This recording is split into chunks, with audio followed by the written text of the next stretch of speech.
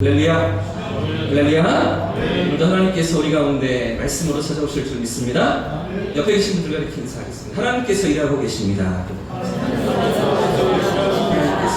일하고 계십니다. 아멘이시죠? 하나님께서 오늘도 우리 가운데 역사하시며 일하고 계신 줄 믿습니다. 여러분, 세계가 사랑한 전설의 3대 테너가 있죠. 여러분 아십니까? 어떤 사람들이죠? 루치아노 파바로티, 그리고 호세 카레라스, 한명 더, 플라시도 도밍고. 이 세 사람이 전 세계가 사랑한 세계 3대 테너이죠. 그 중에서도 이 세 명 중에 제일 막내가 있습니다. 다 이렇게 돌아가셨는데 한 분이 남아있는데요. 호세 카레라스라는 유명한 성악가죠. 이 호세 카레라스는 젊은 시절에 백혈병을 앓았다는 거 여러분 아십니까? 죽다 살아났대요. 거의 죽는다고 의사들이 판정을 내렸었다는데요.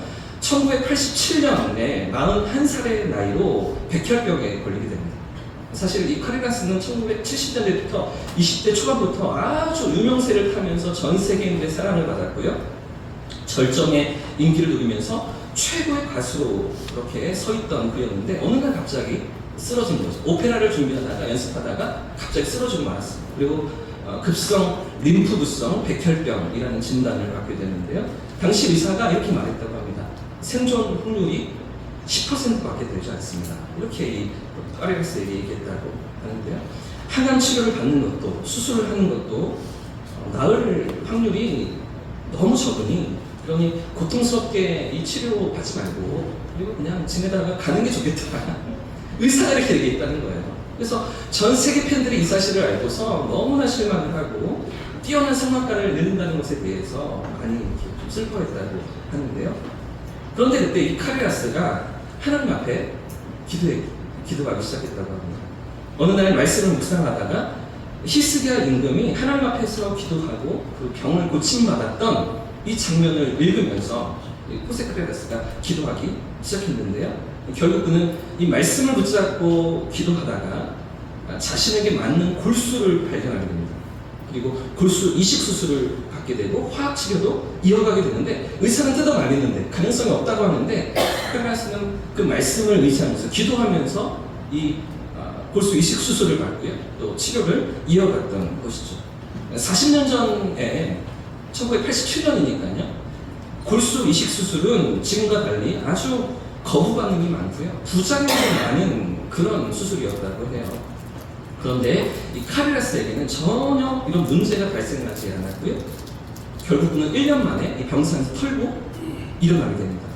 그리고 이 호세 카레라스가 몇 살까지 살았을까요? 몇 살까지 살게 됩니까? 지금도 살아있습니다.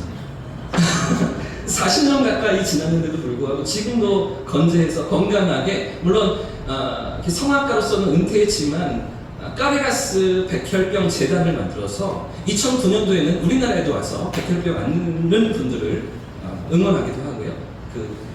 노래 부르고서 나온 수익금으로 재단에 다 이렇게 기부하면서 많은 사람들을 돕는 그런 일들을 지금도 이어가고 있는데요. 1946년생이더라고요. 우리 나이가 어떻게 될까요? 70대 후반이죠. 지금도 건재하게 이렇게 활동을 하고 있는, 의사는 죽는다 했는데 10%밖에 가능성이 없다고 그렇게 말했었는데 지금까지 건재한 그런 모습으로 살아가고 있는 것이죠. 사람들은 그가 병원 치료를 잘 받았기 때문에 나았다고 생각합니다. 근데 사실은 무엇입니까?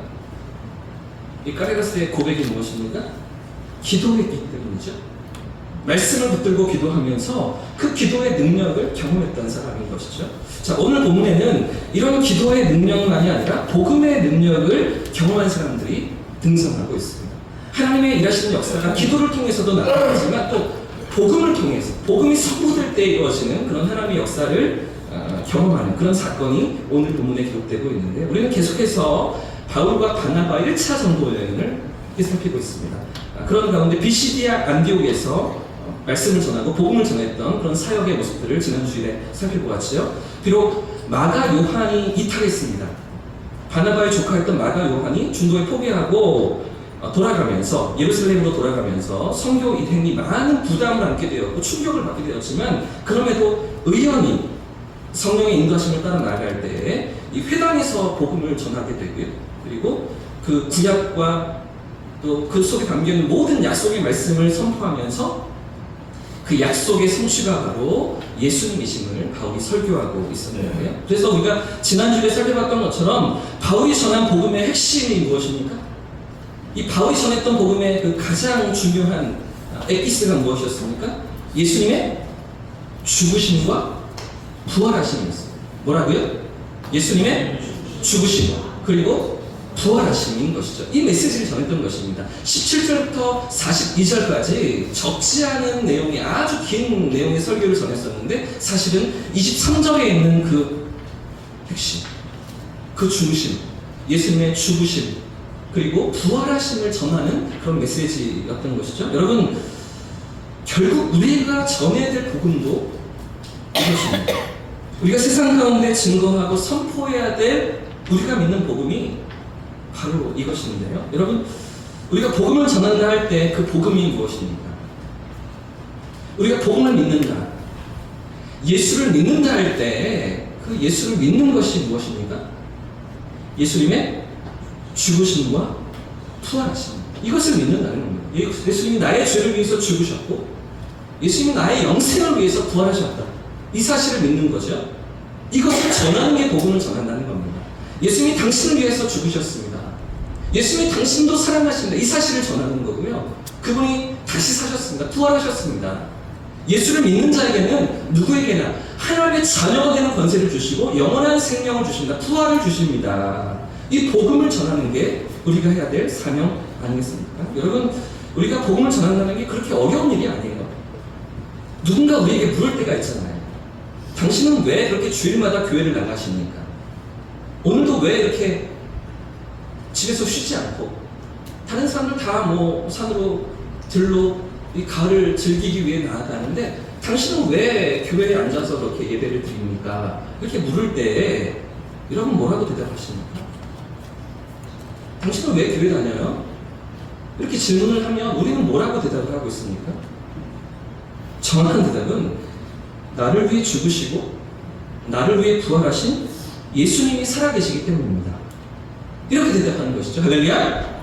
예수님이 나를 구원하셨고 나의 죄를 용서하셨고 나를 위해서 영생을 주셨습니다 라는 이 고백을 하는 것입니다.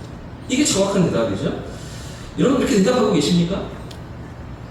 예수님의 죽으심과 부활하심을 믿기 때문입니다. 이렇게 대답하고 계십니까? 여러분, 우리가 믿는 복음은, 우리가 또 전해야 될 복음은 그 예수님의 죽으심과 부활하시는 것이죠. 그래서 지금 바울은 이 비시디아 안디옥 회당에서 그 안에 있던 유대인들에게, 또 하나님을 경외하던 사람들에게 이 복음을 증거하고 있습니다. 예수님의 죽으심과 부활하심. 그래서 구약의 모든 역사를 짚어가면서 왜 예수님께서 메시아이신지, 왜 하나님께서 약속하신 구원의 방법이 예수님이었는지, 다른 방법이 아니라 그 아들을 통해서 우리를 구원하시길 원하셨는지 그 이유를 자세히 설명하는 대목이 오늘의 설교 내용인데요. 자, 그리고서 오늘 본문은 이렇게 바울이 전한 복음을 들은, 그 복음을 들었던 사람들의 반응입니다. 이 복음 앞에서 사람들이 어떻게 반응하고 있는가를 오늘 본문이 보여주고 있는데요. 먼저 42절과 43절 말씀을 같이 읽어보겠습니다. 시작. 그들이 나갈새 사람들이 청하되 다음 안식일에도 이 말씀을 하라 하더라. 회당의 모임이 끝난 후에 유대인과 유대교에 입교한 경건한 사람들이 많이 바울과 바나바를 따르니 두 사도가 더불어 말하고 항상 하나님의 은혜 가운데 있으라 하니라. 아멘. 여러분, 먼저 오늘 본문이 우리에게 말하고 있는 사실이 무엇입니까? 함께 따라해 보겠습니다. 복음에는 능력이 있다. 한 번 더. 복음에는 능력이 있다. 여러분, 복음 안에 하나님의 능력이 있는 것이죠. 이처럼 바울이 복음을 전했을 때 사람들이 어떻게 반응하고 있습니까? 지금 사람들의 반응이 무엇입니까? 복음을 다시 듣고 싶어 하는 것이죠. 다시 들려달라고 요청하는 것입니다.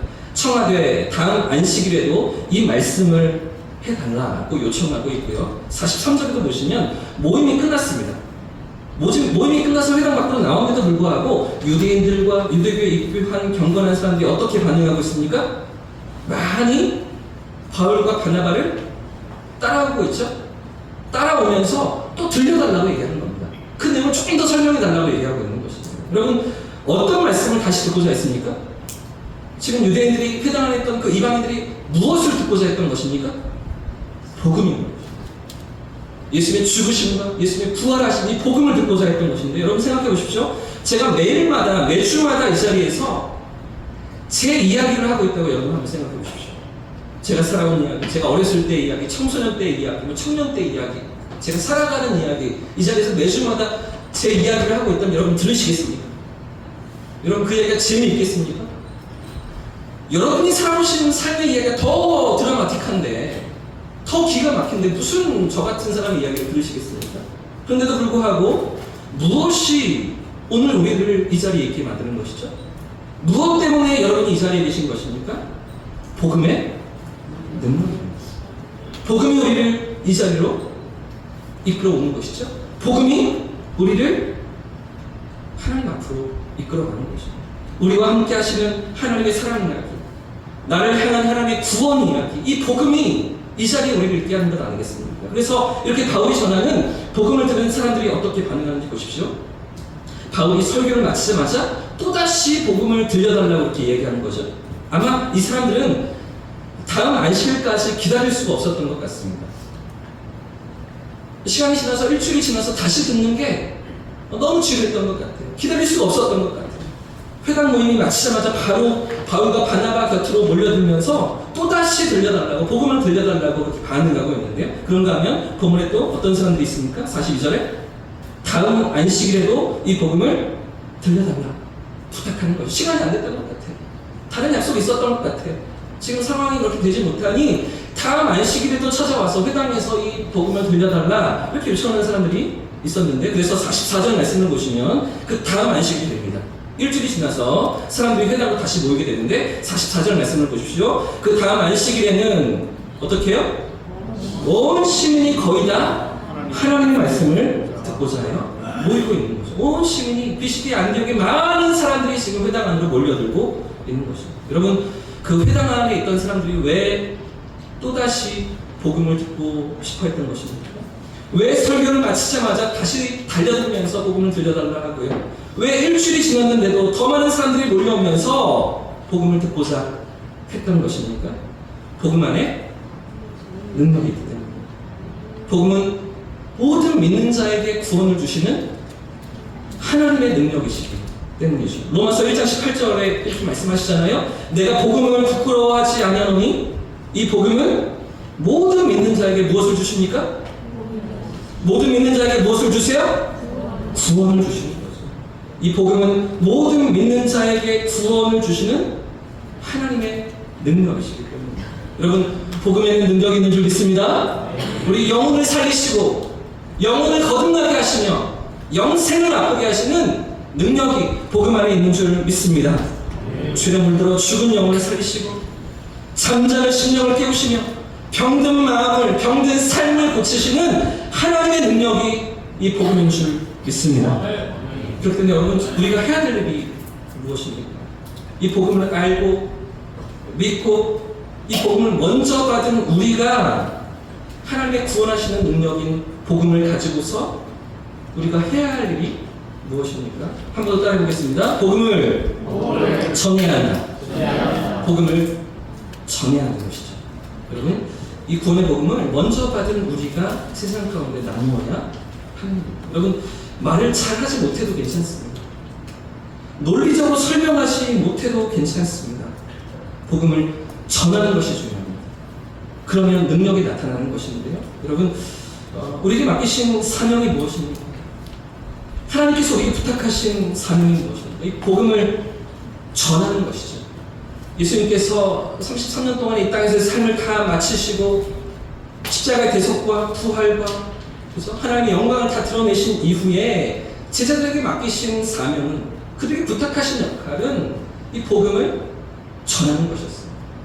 그 제자들만 아니라 예수님 앞에 있는 모든 무리에게, 더 나아가서 오늘을 살아가는 예수를 믿는 우리에게 부탁하신 사명은 이 복음을 증거하는 것이죠. 여러분, 지금 본문의 상황도 보십시오. 44절 말씀을 보시면 안식일에 바울이 전했습니다. 이 복음을 전했습니다. 또 그 다음 안식일에도 바울이 전한 이 복음 앞에서 많은 사람들에게 복음이 스며들고 있죠.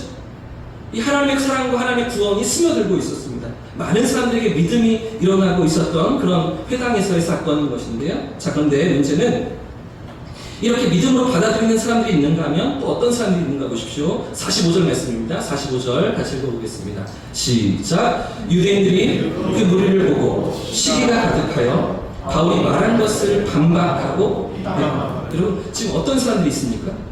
한쪽에서는 너무나 환영하고 너무나 기뻐하고 복음을 받아들이며 믿는 사람들이 그렇게 온 시민들이 있었는데, 자, 그런데 다른 한편에서는 또 어떤 사람들이 일어나고 있습니까?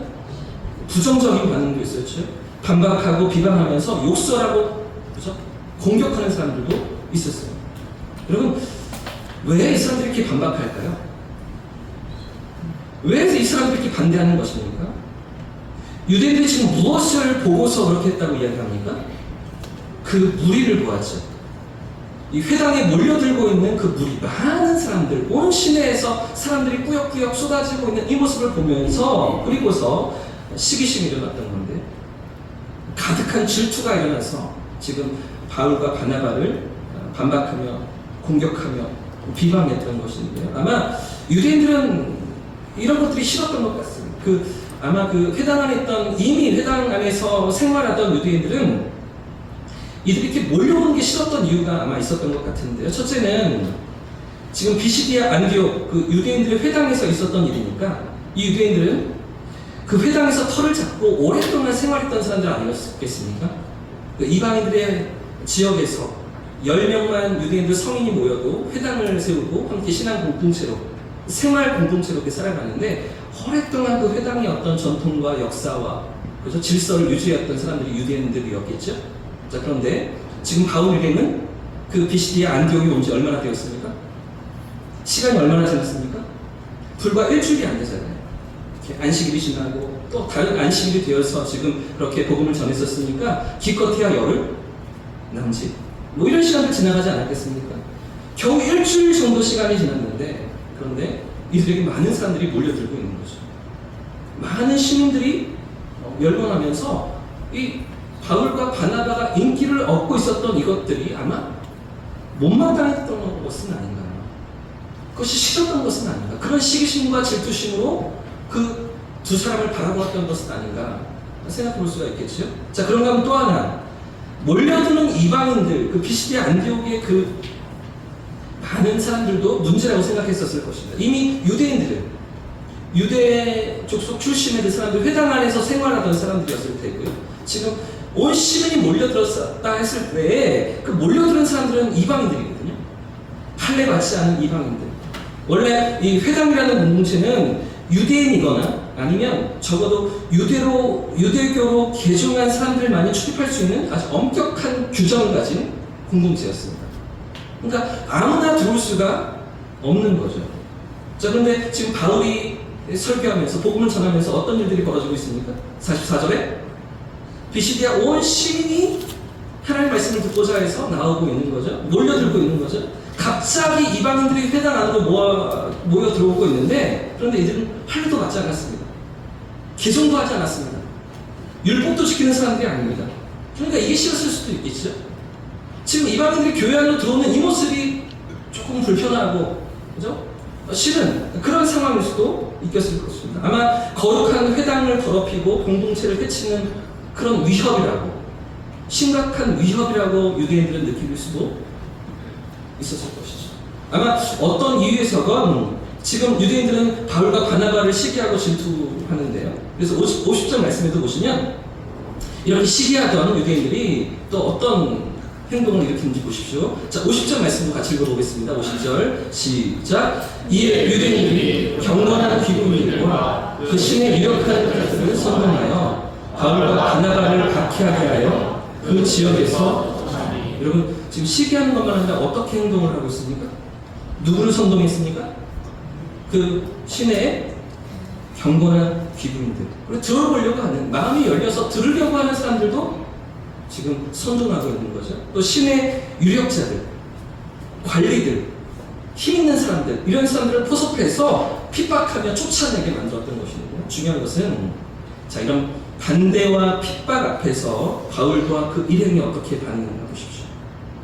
자, 이런 상황 가운데 어떻게 바울과 그 선교팀이 반응하는가 보십시오. 일단 그곳을 떠나게 됩니다. 46절 말씀도 보시면 제가 읽겠습니다. 바울과 바나바가 담대히 말하여 이르되 하나님의 말씀을 마땅히 먼저 너희에게, 유대인들에게 전할 것이로되 너희가 그것을 버리고 영생을 얻기에 합당하지 않은 자로 자처하기에 우리가 어디로 향합니까?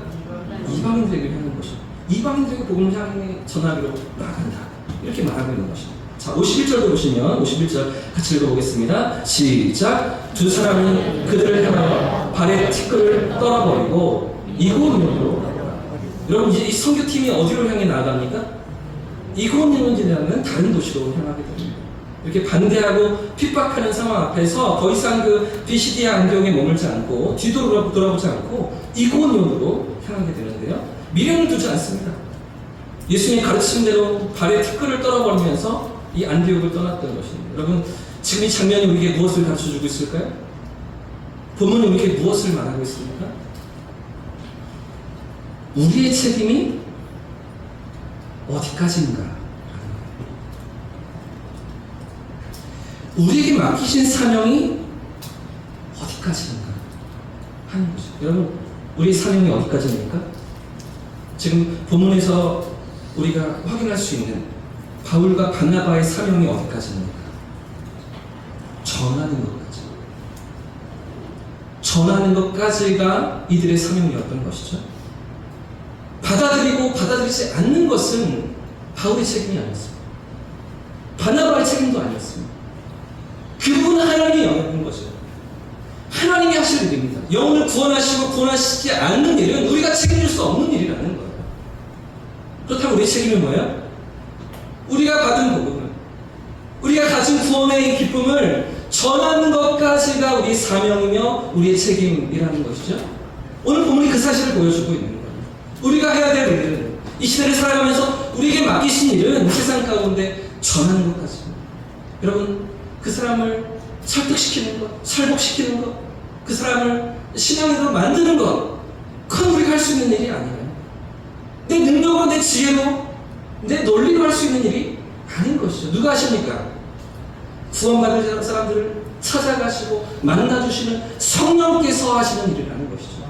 오늘 본문이 그 사실을 보여주고 우리가 할 일은, 우리가 감당해야 될 역할은 전하는 것까지. 그렇죠? 이 구원의 복음을 전하는 것, 그 다음은 하나님께 맡겨드리는 것이라고 오늘 본문이 우리에게 말해주고 있는 것이죠. 여러분 보시죠. 그래서 본문의 결론을 보시면 이렇게 비시디 안디옥에서 바울과 그 선교팀 일행이 쫓겨나게 되죠. 이렇게 이 복음을 전했는데, 기쁜 소식을 전했는데, 하나님의 사랑과 구원의 이야기를 전했는데 괴로움을 당하고 내쫓기는 신세로 그 도시를 빠져나오게 됩니다. 자, 그런데 보십시오. 이렇게 쫓겨나는 선교팀의 분위기가 어떠한가 보십시오. 이렇게 도망치듯이 빠져나오는 바울과 그 일행들의 모습이 어떠합니까? 자, 52절 말씀 마지막 한번 들고 오겠습니다. 52절입니다. 시작. 제자들은 기쁨과 성령이, 한번 읽겠습니다. 시작. 제자들은 할렐루야, 할렐루야. 바울과 바나바가, 그 일행이 무엇이 충만했다고요? 기쁨이 충만했던 거죠. 성령이 충만했던 거예요. 쫓겨나는데도 불구하고. 왜요? 우리 역할을 다 했으니까. 나에게 맡기신 일을 다 했으니까. 그러니까 기쁨이 있죠. 이제 알아서 하시는 거예요. 전하라고 하셨으니 전하는 겁니다. 뿌리라고 하셨으니 뿌리는 겁니다. 열매를 거두는 겁니다. 자라게 하시는 분은, 그죠? 그 모든 과정은 하나님께 달려있다는 거죠. 하나님께 맡겨드리면서 기쁨으로, 성령의 충만함으로 비시디아 안디옥을 빠져나오고 있는 것 아니겠습니까? 사랑하는 여러분, 오늘 우리에게도 이런 믿음이 있기를 소원합니다. 네. 이런 확신이 있기를 소원합니다. 네. 우리에게 맡기신 사명은 전하는 것까지예요. 예수의 죽으심과 부활하심은 당신을 위해서 예수께서 죽으셨고 당신을 위해서 부활하셨음을 전하는 여기까지라는 거예요. 물론 우리의 삶도 필요하죠. 정직하게 살아가고 진실하게 살아가고 세상과 다른 모습으로 살아가는 삶의 모습도 필요하지만 우리가 전해야 될 역할은 이 복음을 나누는 것, 이 구원의 진리를 전하는 것, 이것까지가 하나님께서 우리에게 맡기신 사명인 줄 믿습니다. 그렇다면 그 나머지는 하나님이 책임지시는 거죠. 구원하실 사람이라면 하나님께서 구원하시는 겁니다. 그렇지 않은 사람이라면 하나님께서 책임지시는 겁니다.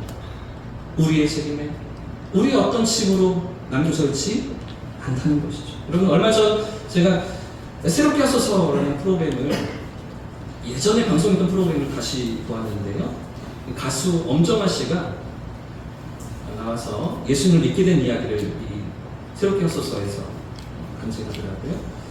그렇게 인기를 누리고 뭐 영화 배우로, 뭐 가수로, 뭐 탤런트로 뭐 사람들에게 사랑을 받으면서도 알 수 없는 우울감이 밀려오곤 했었답니다.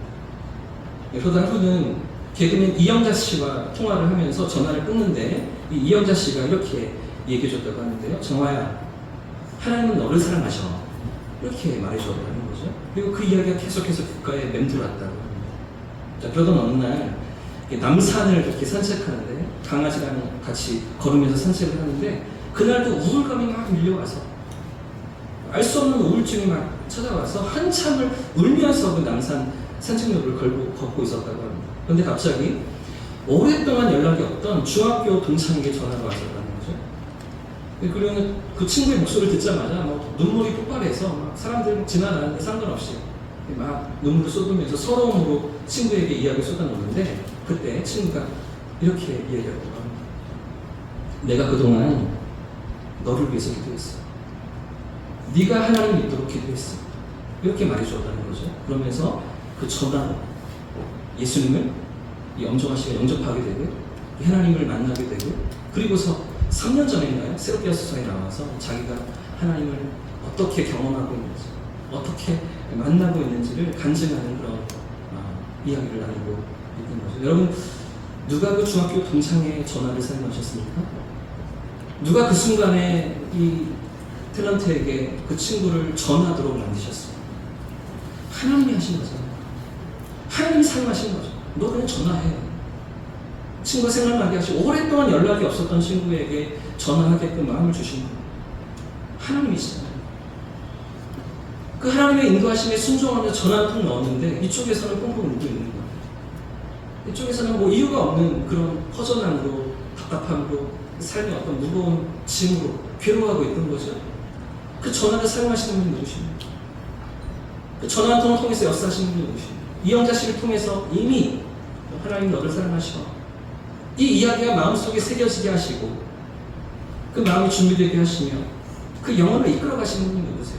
여러분 보십시오. 이영자 씨가 전도했습니까? 그렇지가 않잖아요. 순종했을 때 그 한마디가, 정말 내가 너를 위해서 기도하고 있어, 이 한마디가 그 마음속에 남고, 그 마음속에 새겨지며 하나님의 인도하심 앞으로 나아가는 그런 도구가 되지 않았습니까? 사랑하는 여러분, 우리의 역할은 전하는 것까지인 줄 믿습니다. 전하는 것까지인 줄 믿습니다. 전하는 것이 우리의 사명인 줄 믿습니다. 이 일을 우리에게 부탁하시는 거죠. 우리가 구원받고 하나님의 백성이 된 것은 오늘도 우리를 통해서 구원하신 누군가가 있기 때문에, 이 땅 가운데 외로워하고 고통스러워하며 삶의 무게로 지쳐있는 인생들을 우리를 통해서 찾아가시고 만나주시며 영원한 생명을 주시기 위해서 저와 여러분을 부르시고 이 자리에 있게 하신 줄 믿습니다. 여러분, 우리의 역할이, 우리의 사명이 전하는 것인 줄 믿고, 전하는 것까지인 줄 믿고, 복음 증거의 사명을 감당하고 하나님의 이루시는 역사를 경험하는 저와 성도님 되시기를 예수님으로 축복합니다.